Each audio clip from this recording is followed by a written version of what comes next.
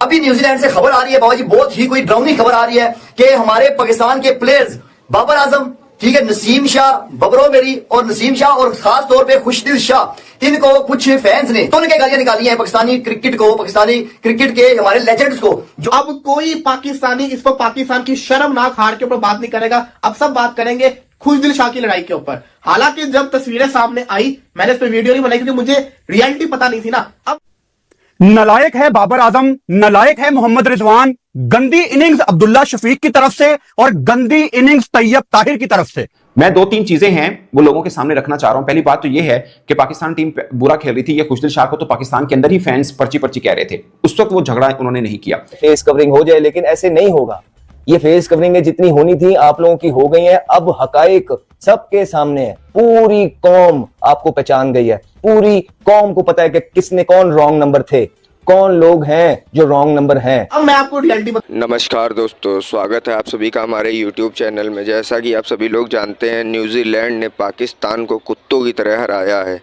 3-0 से सीरीज़ को अपने नाम किया है। न्यूजीलैंड से हारने के बाद पाकिस्तानी प्लेयर इतने बेकाबू हो गए कि वो फैंस से ही लड़ने लगे, अपने फैंस को दौड़ा के मारने की कोशिश करी। पता नहीं ये सब पागल हो चुके हैं मेरे दोस्तों, ना ही इनका क्रिकेट पे ध्यान है ना ही किसी और चीज़ पर। वहाँ उनका कैप्टन बोल रहा है कि चलिए न्यूजीलैंड से हार गए तो कोई दिक्कत नहीं है, हमारे लिए PSL एक बहुत बड़ी लीग है। इतना बेशरम कौन हो सकता है मेरे दोस्त? आप बताइए पाकिस्तान की स्थिति क्या है?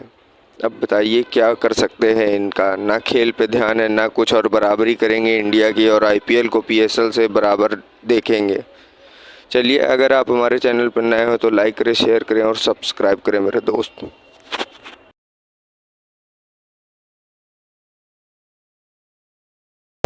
एक फड्डा हुआ है, एक इंसिडेंट हुआ है, वो क्यों हुआ, क्या बैकग्राउंड है, जिसने किया उसकी नेशनैलिटी क्या है, बहुत सारी चीजें हैं।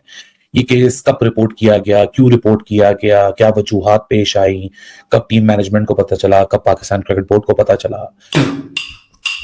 एक और लन दे दिया है मेरा रिजू, इकट्ठे 3 लन लेके PSL में आ रहा है, क्योंकि या तो विन है या तो लन है।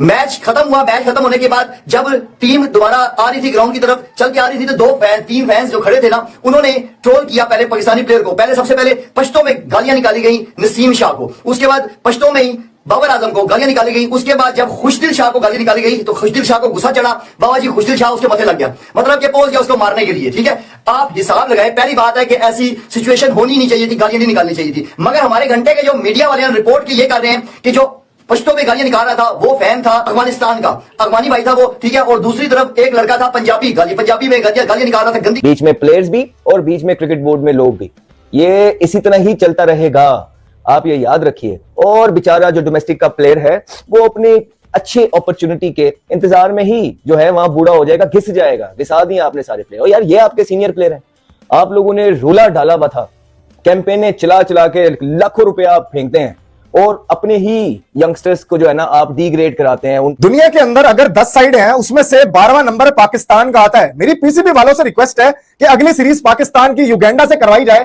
ताकि शायद हमारे बैट्समैनों को असल पता लग सके कि वो कितने पानी के अंदर है। हमारा दिल बहुत टूटा हुआ है, हम जीते हुए मैच हारते हैं, हम पहले मैच को बनाते हैं और फिर हम हारते हैं। फैंस तो बुरा भला बोल रहे थे।